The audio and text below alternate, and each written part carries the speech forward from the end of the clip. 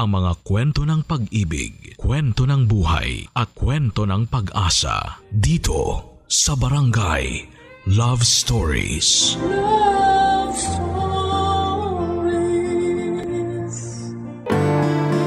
Ang sabi nila, opposites attract. Pero may nagsasabi naman na hindi nakakatulong ang pagkakaiba para magkaunawaan. Ikaw kabarangay, alin ba sa dalawa ang iyong pinaniniwalaan? Dear Papa Dudut, ako nga pala si Bea, 20 years old, isang aminadong conservative. Mula sa pag-iisip, sa galaw at sa pananalita, isama mo na rin ang pananamit ko. Lagi akong tinatawag na manang ng mga kakilala ko. Nung una ay naiinis ako dahil hindi naman kasalanang maging isang conservative. Pero nang tumagal ay nakasanayan ko na. Kibit-balikat na lamang ako lagi sa tuwing may nangpupuna sa pinili kong identity. Hindi naman ako naapektuhan. Masaya at tanggap ko na kung sino at ano ako. Kung gaano ako ka-conservative. Gano'n naman ka-liberated ang nanay ko. 20 years old siya noong isinilang ako at hindi ko nakilala ang tatay ko. Hindi rin naman nagkwento ang nanay ko. Hindi ko hinanap ang tatay ko at hindi naman ako pinilit ng nanay ko na gawin yon. Sa pagdadalaga ko ay mas naging malinaw sa akin ang relasyon namin ng nanay ko. Malabo at malayo. Hindi kasi kami naging close noong nagdalaga na ako. Malaking dahilan noon ang pagkakaiba naming dalawa, Papa Dudut. Hindi ko naman sinasadya, lagi na iparamdam sa kanya na hindi ako komportable sa tabi niya. Hindi rin naman niya pinipilit ang sarili niyang makipaglapit sa akin. Isang bagay na nagustuhan ko sa nanay ko. Bukod doon ay wala ng iba pa. Malimit kaming mag-usap maliban na lamang kung may kinalaman sa pag-aaral ko o sa pagkain sa bahay. Hindi ko siya nakikwentuhan dahil iniiwasan ko siya, Papa Dudut. Minsan ay napuyat ako sa kakahintay sa kanya dahil may assignment ako sa school at kailangan ko siyang ma-interview. Ayoko sanang gawin pero kailangan. Lumati na lang siyang lasing at pasuray-suray habang ako ay nakaismid na nakatingin sa kanya, Papa Dudut.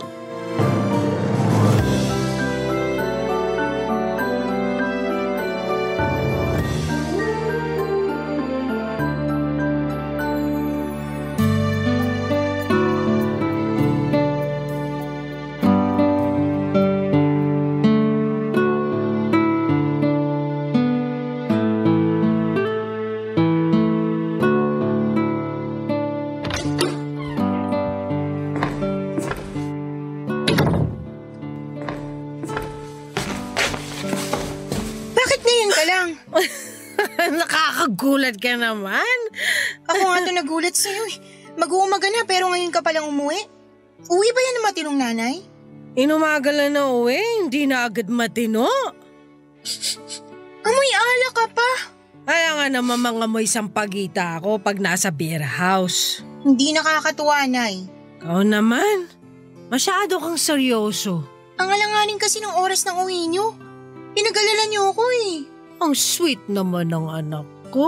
Nag-aalala ka talaga? Nag-aalala ako sa sasabihin ng ibang tao.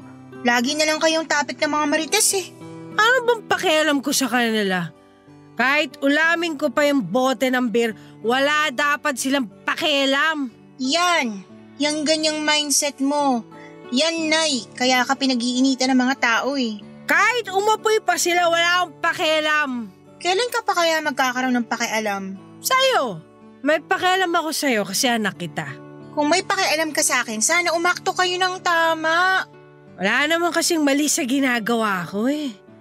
Masama ba na mag-enjoy sa piling ng alak? Single naman ako. Pero may anak kayo.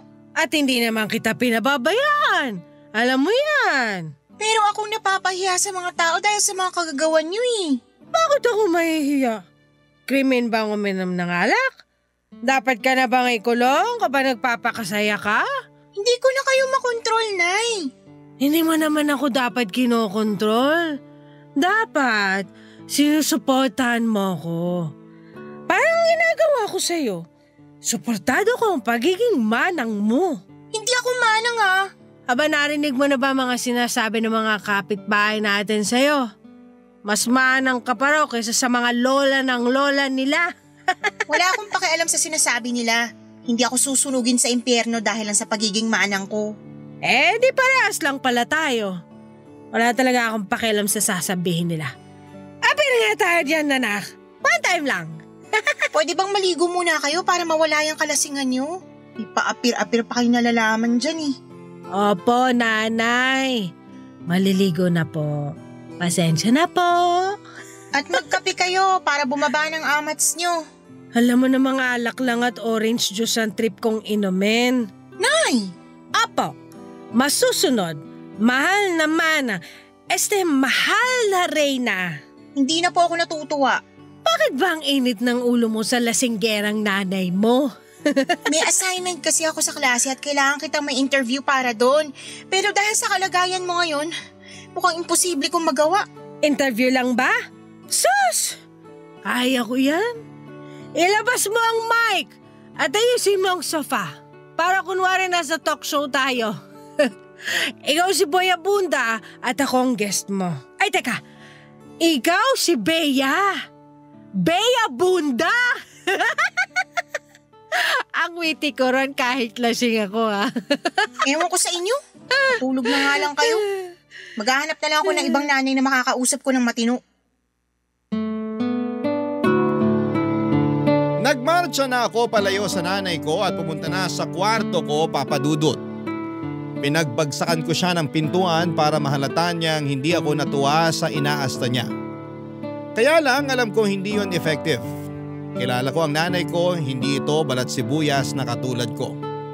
Kahit anong sabihin mo sa kanya, ipapasok lang sa isang tenga at mabilis lang ding lalabas sa kabila.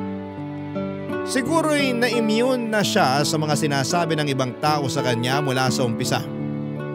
May mga alam naman ako sa nangyari sa nanay ko noon bago niya ako isinilang. Nakwento lang ito ng mga kamag-anak namin, Papa Dudut. May dahilan sa pagiging liberated ni nanay. Sa side ng family niya natanggap na yon. Pero ako na lang siguro ang hindi pa. Kahit magkasama kami sa isang bahay, hindi ko magawang masanay sa ugali niya. Nagmana si nanay sa pagiging liberated sa tatay niya, ang aking lolo. Palibasa, nagtrabaho sa Amerika ang lolo ko noong kabataan niya at naimpluwensyahan niya si nanay. Kabaliktaran naman si lola. Kay lola ko marahil nakuha ang pagiging conservative ko o yung pangaasar sa akin na isa raw akong manang. Nung nabubuhay pa ang lola ko, siya madalas ang nag-aalaga sa akin. Dahil si nanay ay ini-enjoy ang pagiging malaya niya at liberated. Inalagaan din naman ako ni nanay pero mas naging close ako kay lola. Dahil kaparehas ko siya, sa kanya ko nakuha ang values na pinangahawakan ko pa rin hanggang sa ngayon. Kaya naman sa tuwing nakikita ako ni nanay ay lagi niyang naaalala ang lola ko.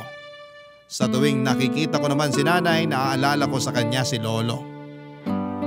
Ewan kong balanse itong matatawag. Pero para sa akin ay hindi. Dahil ang pagkakaiba namin ang siyang dahilan kung bakit hindi kami magkasundong dalawa, Papa Dudut.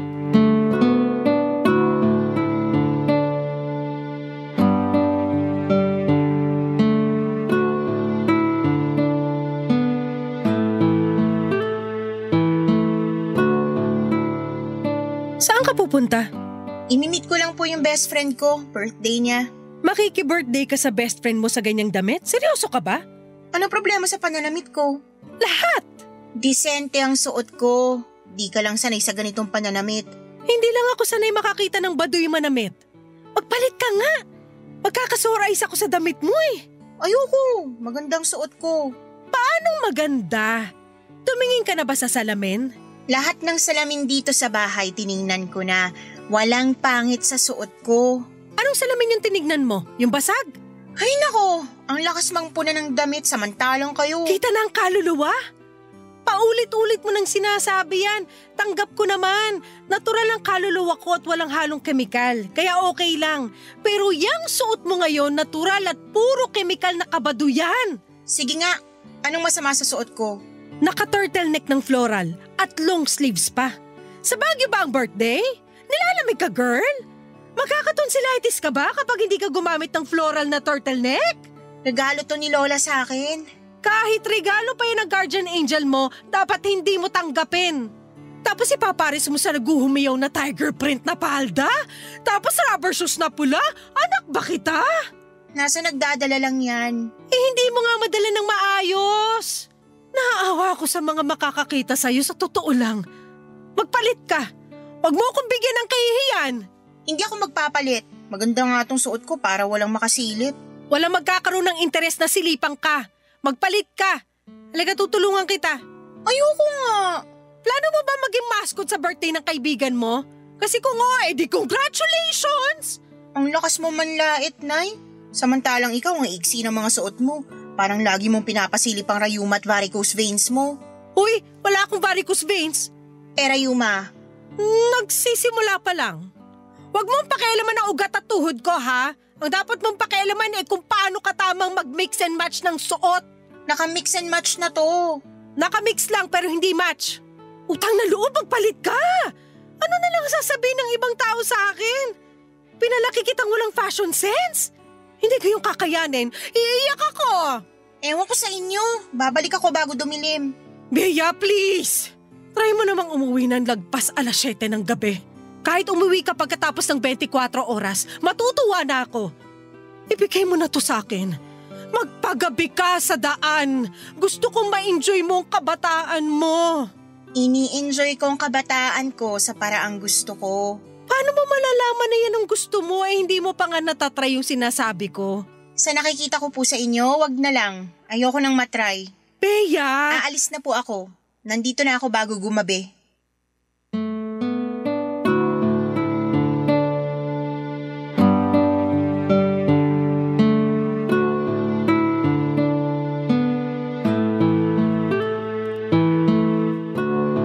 Papadudot, nagmamadali na akong lumabas para hindi na makahabol si nanay ng satsat sa akin. Sa mga ganong sitwasyon lang niya ako madalas binubungangaan.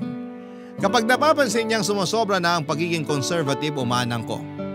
Gusto niyang masubukan ko na magwalwal kasama ang mga kaklase kong nag-aaya sa akin sa inuman o kaya ay magpagabi. Pero hindi ko kasi nakahiligan yon. Iniisip ko pa lamang ay para na akong nasusuka. Hindi kaya ng sistema ko na lunukin ang lifestyle ng nanay ko. Marami pa siyang gustong ipasubok sa akin, Papadudot.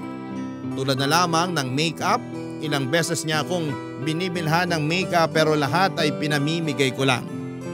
Bukod kasi sa hindi naman ako marunong gumamit noon ay hindi ko rin nakikita ang kailangan ko pang gumamit noon. Tanggap naman ang itsura ko, Papadudot. Hindi para sa akin ang makeup. Ang isang bagay nga na hindi ko magawang tanggapin mula sa nanay ko ay yung pagpupumilit niya sa akin na magparitoke.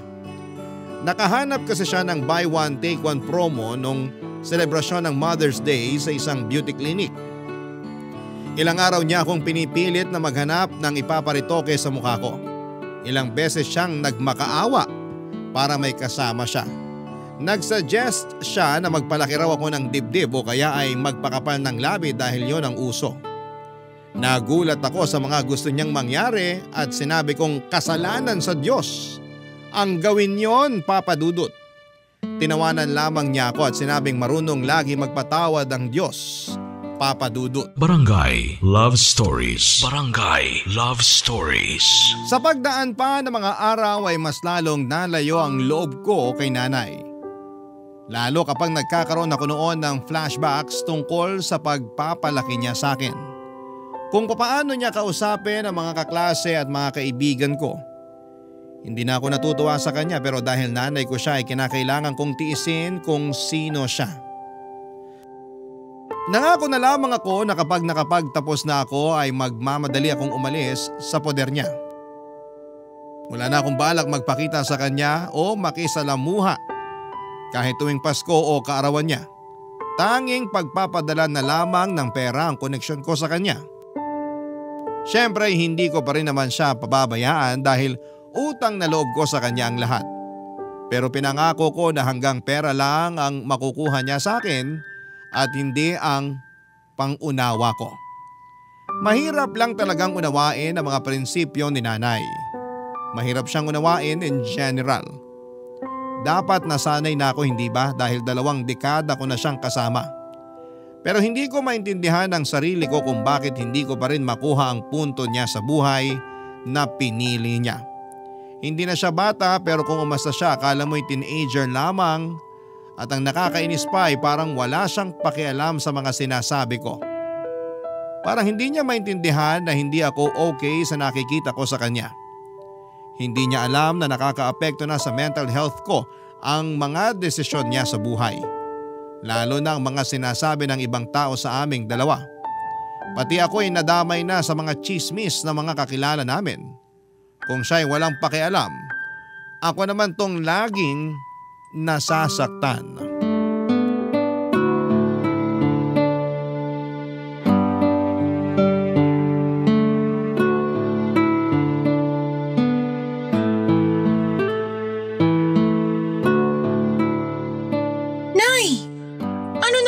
Pinag-uusapan ng mga marites sa kanto natin. Aba malay ko, hindi naman kami close. Ikaw na naman ang tampulan ng chismis. Kung hindi pa ako napadaan doon sa tindahan ni Aling Miding, hindi ko pa malalaman na ikaw na naman ang topic. Ano na naman ba ang napansin nilang mali ko? Sige nga, isplok mo sa akin ang mga sinasabi ng mga perpektong marites na yan. Totoo bang namimigay ka ng kondom sa mga binata sa kanto natin? Oo! Regalo ko yun para sa mga malilikot na binata. Mahirap na. Baka hindi pa sila handa magkaroon ng mga anak. Condom is the key. Hindi nyo ba alam na nakakahiya yun? Lantaran yung pinakita sa mga tao na inaabutan mo ng mga kondom yung mga binatang yun. Hindi lang inabutan. Pinagsabihan ko pa. Tsaka tinulungan ko kung paano gumamit. Baka mabutas nila di talo rin. Naririnig nyo po ba mga sinasabi nyo, Nay? Oo naman no. Mukha lang marumi ang tenga ko pero malinaw ang pandinig ko. Ang ibig kong sabihin, paano nyo nasasabi ang mga ganyang salita? Hindi dapat kayo namigay ng mga kondom. Na-video ka pa at pinakita sa akin habang nagbubukas ng kondom para ituro kung paano ang tamang paggamit. Baka lang kasi hindi nila alam baka hindi na ituro sa kanila sa school. Hayaan nyo ang mga magulang nilang magturo nun. Alam mo ba kung gaano ka-awkward para sa magulang na ituro yun sa mga anak nila? Lalo na tayong mga Pinoy. Hindi ka nga nahihiyang abutan ako lagi ng birth control pills buwan-buwan? At dapat nga magpasalamat ka sa akin kasi protektado ka na. Protektado ako dahil hindi ko naman ginagawa ang iniisip nyo. Mabuti naman pero kung balak mo na… Nay!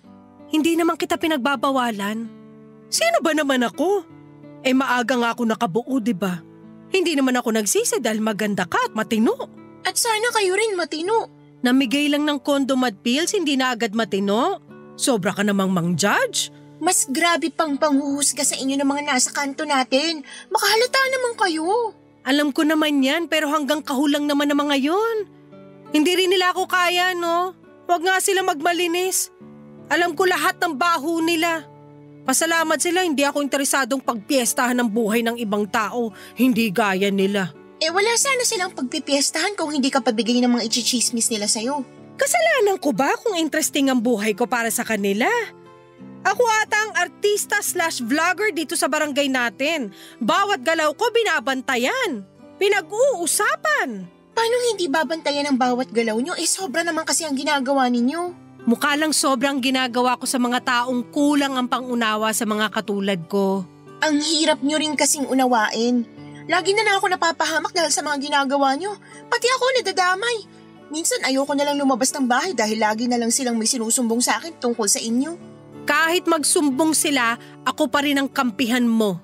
Kung alam nyo lang kung gaano kayo kahirap kampihan, Nay. Ang hirap! Kunwari hindi ako nasaktan sa sinabi mo. Tatanggapin ko yan kasi hindi mo pa rin ako maintindihan. Pero tandaan mo, magbubunga ng maganda tong pagiging pakawala ko. Kailan naging magandang pagiging pakawala? Basta, makikita mo. Napailing na lamang ako sa mga walang kwenta at walang katuturan na mga sagot ni nanay. Alam kong kahit na anong sabihin ko ay hindi pa rin ako mananalo sa kanya. Magkaiba talaga kami ng mindset. Kaya hindi niya makita ang punto ko. Hindi ko rin makita ang punto niya. It's a tie. At yun ang nakakainis dahil wala ni isa sa amin ang sumubok pantayan o unawain ang mindset ng bawat isa. Aminado akong ipagtatanggol ko ang nakagisnang kong mga prinsipyo at ibang paniniwala sa tama at mali. Ganon din naman si nanay. Hindi rin niya basta-bastang aabandonahin ang prinsipyo at nakasanayan niya. Lalo't may edad na rin siya. Lalong matataga sa bato ang mga prinsipyo niya kapag tumagal at nadagdagan palalo ang edad niya. Marami pang naging issue si nanay na nung una ay pinalagpas ko. Akala ko kasi marirealize pa niyang mali ang ginagawa niya pero nagkamali ako doon. Minsan ay muntika na siyang madimanda dahil sinuportahan niya ang isang dalaga sa kanto namin para magpalaglag. Nabuntis ang dalagang ito nang hindi sinasadya at hindi siya balak panagutan nang nakabuntis sa kanya. Wala rin siyang trabaho at umaasa lang sa sustento ng kanyang nanay. Matapang na sinuportahan ni nanay na ipalaglag nito ang pinagbubuntis niya. Dahil daw mas lalo lang mahihirapan ang buhay ng isisilang niya kung hindi pa siya handa bilang isang ina financially at emotionally. Napailing na lamang ako nang malaman kong galit na galit ang nanay ng dalagang ito kay nanay. Umabot pa sila sa barangay at nagkainitan ng ulo hanggang sa tinakot siya ng nanay ng dalaga na idedemanda kapag hindi pa siya nagsorry. Hindi nagsorry si nanay.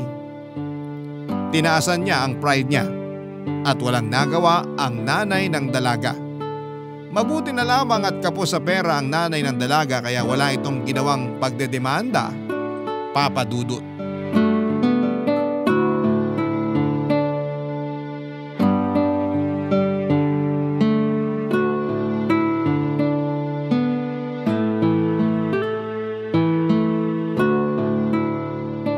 Nay, Ano yon?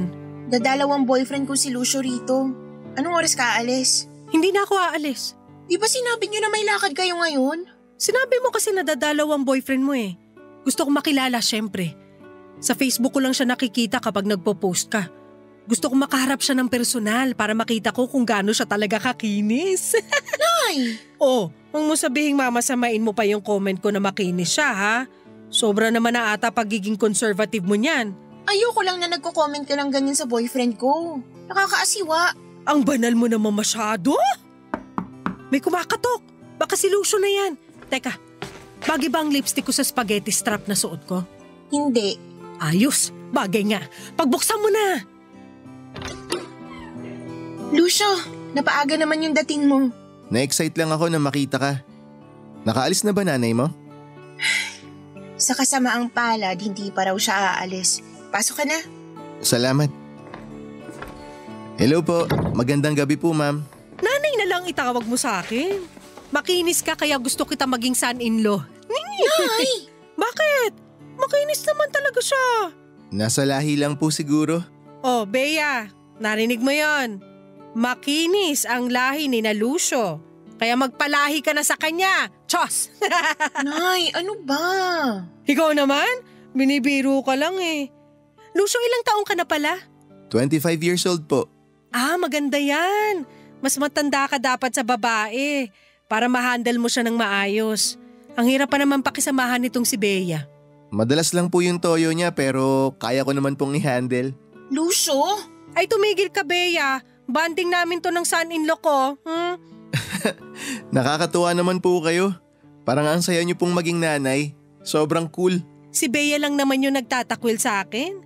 Yung mga kabataan dito sa lugar namin, gusto nila ako maging nanay. Paano hindi ka gugustuhin parehas mong pakawala? Ano yun? Sabi ko po, pakawalan niyo na si Lucio kasi kami naman muna ang magbabanding. Teka, may kondom ka ba dyan, Lucio? Nay, sobra ka na!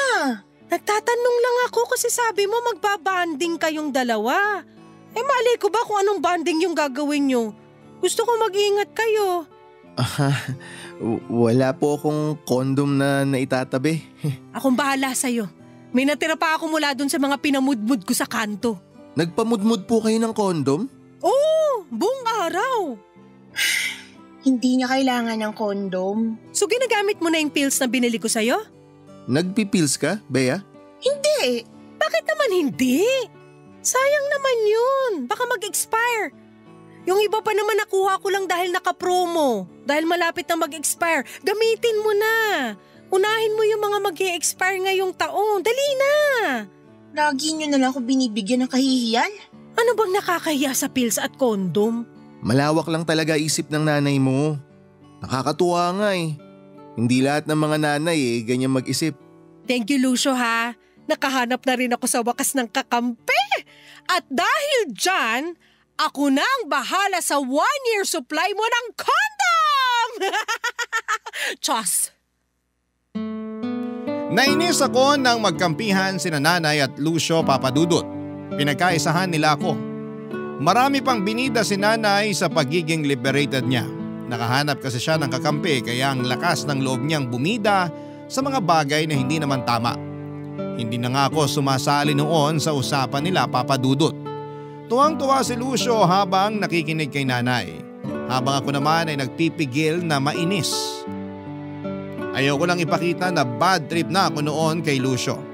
Kaso hindi rin makahalata si Lucio na hindi na ako komportable sa usapan nila ni Nanay. Nainis akong lalo dahil alam naman niyang conservative ako pero harap-harapan niyang pinakikita na mas pabor siya sa pagiging liberated ng isang tao. Nagtatampo man pero sinikap kong hindi yon ipakita sa kanilang dalawa, Papadudut. Lalo't nakita kong nagkakasundo na silang dalawa. Siguro'y nagustuhan kong makita na magkasundo ang nanay at boyfriend ko kahit na hindi ko gusto ang paraan nila ng pag-uusap. Hindi rin kasi conservative si Lucio at hindi rin naman siya liberated katulad ni Nanay. Nasa gitna lamang siya. Pero noong pagkakataong nagkaharap at nagkausap na sila, parang na-recruit na ni Nanay si Lucio para maging katulad niyang pakawala. Hindi na ako natutuwa. Kaya naman hinila ko na si Lucio at sinabing may panonoorin pa kaming pelikula sa kwarto.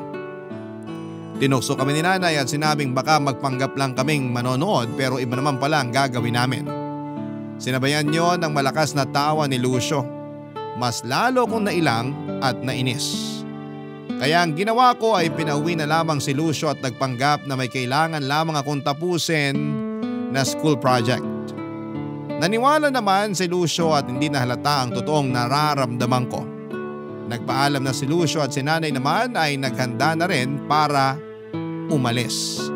Nagplano na siyang ituloy ang lakad niya dahil tapos na niyang makilala si Lucio Papadudut. Barangay Love Stories. Barangay Love Stories. Hindi ko na muling pinadalaw si Lucio sa bahay, Papadudut. Doon na lamang kami madalas sa bahay nila kapag walang mga magulang nito. Nagtanong si Lucio kung bakit ayaw ko na siyang papuntahin sa bahay at sinabi ko ang katotohanan. Hindi ko gusto na naiimpluwensyahan siya ni Nanay at tinawanan lamang ako ni Lucio. Wala naman daw masama sa mga sinasabi ni Nanay. Magandang araw na may kakaiba na mindset si Nanay para mabalanse ko ang tama at mali. Hindi ko na lamang inimix si Lucio, Papadudut. Ayaw ko na lang pahabain pa ang argumento namin. Kahit ano namang sabihin ko, idol ni Lucio ang nanay ko at wala akong panalo doon. Kaya naman iniwasan na lamang namin na mapag-usapan si Nanay sa tuwing magkasama kami para hindi masira ang mood ko. Sa wakas ay nakahalata na rin si Lucio. Panay din ang tanong ni Nanay kung kailan muling dadalaw si Lucio. Pero kabit balikat lamang ang sagot ko sa kanya. Hindi naman niya ako kinukulit pa. Lagi na lamang kibit balikat ang sagot ko kay Nanay sa tuwing may sinasabi o tinatanong ito sa akin na malayo sa prinsipyo ko. Alam ko minsan na nainis na rin siya dahil ayaw ko siyang sagutin ng tama o totoo. E ano bang magagawa ko? Nahuli ni Nanay ang inis ko sa kanya. Mabuti nga at nakaramdam na siya na hindi ako komportableng makipag-usap sa kanya. Hindi na rin niya ako pinipilit na sumagot sa tuwing kinakausap ko siya. Nakita na niyang nag-set ako ng boundaries pagdating sa relasyon naming mag-ina. Mas naging payapa tuloy ang buhay ko at hindi na ako napipilitang makipag-usap at makipagbangayan kay nanay. Lalo na sa tuwing may issue ito na may kinalaman sa pagiging liberated niya. Kaya lang meron na namang nangyari at hindi ko matiis na hindi siya kumprontahin, Papa Dudut. Hindi na naman ako nakapagpigil ng inis ko, Papa Dudut.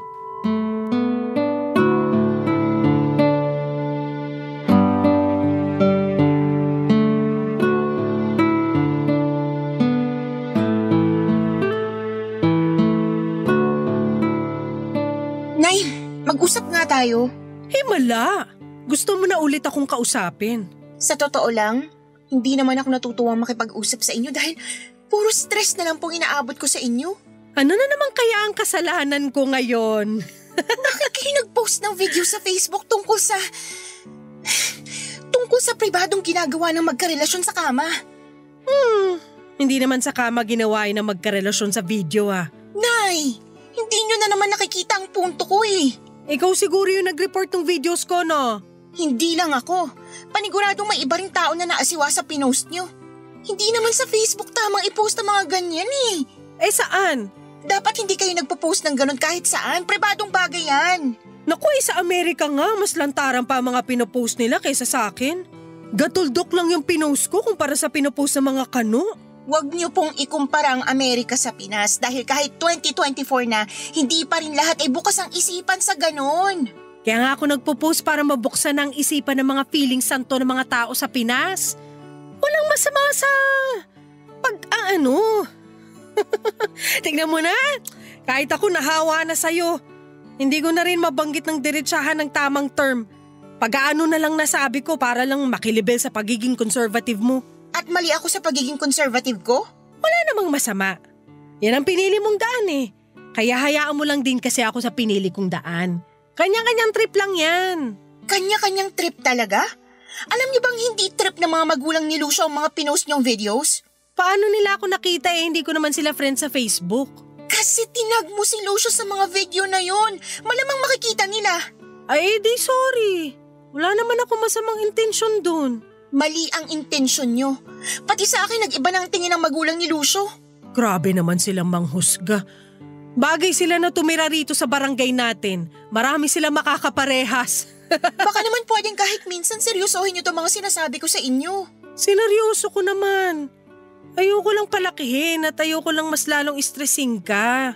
Paano ayaw niyong ma-stress ako yung mga sagot niyo nakakaputok ng ugat sa sentido? Sige na, buburahin ko na yung videos para hindi na pumutok ang ugat mo. Sana kasi hindi niyo na lang pinost eh. Ano magagawa ko na-post ko na? Sorry na lang para sa mga hindi malawak ang pag-unawa. Kahit sinong malawak ang pag-unawang iharap sa inyo, mahihila nyo para kumitid ang utak. Sigurado ako. Hindi kita pinalaki para manghusga ha. Nakakasakit ka. At ako ba hindi nasasaktan sa mga epekto ng ginagawa nyo? Apektado lahat sa akin dahil sa mga hindi nyo pinag-iisipang desisyon. Pinag-isipan ko lahat ng ginawa ko. Nagkataon lang na maling mga tao ang nakakita kaya hindi nila na-appreciate ang intensyon ko. Intensyon yung manginis at nakita nila yon. Kaya yun ang naging reaksyon nila eh. Sana masaya na kayo na nakapangbuwisit kayo ng araw ng mga tao. Sila lang ang nambubwisit ng araw nila. Kung kaya lang nilang buksan ang isipan nila, maiintindihan nilang walang masama sa mga ginagawa ko. Ilan na kami nagsasabi na hindi tama ang mga ginagawa nyo. Wala na kayong tama, Nay. Wala. Ang ipanganak at buhayin ka. Hindi ba tama yon? Hindi ako nakaimik sa sinabi ni Nanay Papa Dudut. Hindi ko na rin binalak na sagutin yon. Alam kong nasaktan ko siya sa walang preno kong bibig pero ganon talaga kapag napuno ka na. Tinalikuran niya ako at hindi na hinintay pang sumagot ako. Alam naman niyang wala rin akong panlaban sa huli kong sinabi sa kanya. Nagkulong siya sa kanyang kwarto at malakas na nagpatugtog ng rock music. Pero sa kabila ng ingay ng musikang pinapakinggan niya, dinig ko pa rin ang pag-iyak niya. Nasaktan ko si nanay at aminado akong nasaktan ako nang makita siyang ganon. Yun ang unang beses na nagpakita siya ng ganon sa akin, Papa Dudut. Hindi ko yon napaghandaan. Nasanay kasi akong lagi siyang matapang at balahura kong sumagot. Mahal ko si nanay pero maraming beses na sinagad nito ang pasensya ko. Nag-impake ako at tinawagan si Lucio. Nakiusap ako na pansamantala ay titira muna ako sa kanila. Alanganin noong umpisa si Lucio pero noong umiyak na ako ay pumayag na siya. Pansamantala lang naman ang pagtira ko kina Lucio. Nagpapalamig lamang ako sa mga nangyari sa pagitan namin ni nanay. Babalik din naman ako sa bahay namin at hindi ko pa kasi kayang harapin noon dahil alam kong magkakailangan pa kami. Nag-iwan ako ng sulat kay nanay na pansamantala ay magpapasama muna ako kay Lucio.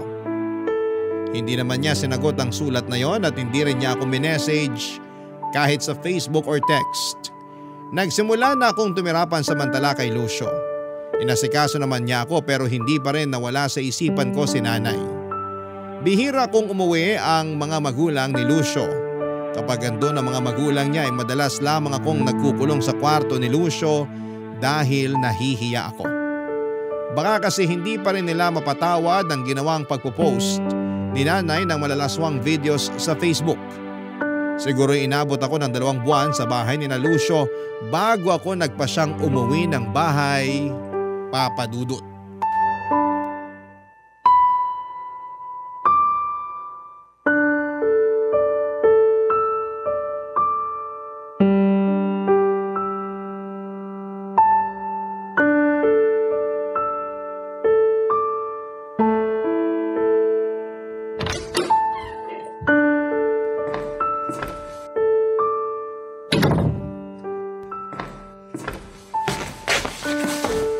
Nay, Uuwi ka pa pala. Kala ko hindi na. kailangan ko nang umuwi. Siguro naman ayos ka na. Hindi ka nagalit sa pagiging pakawala ko? Uy, may nasabi na naman ba ako?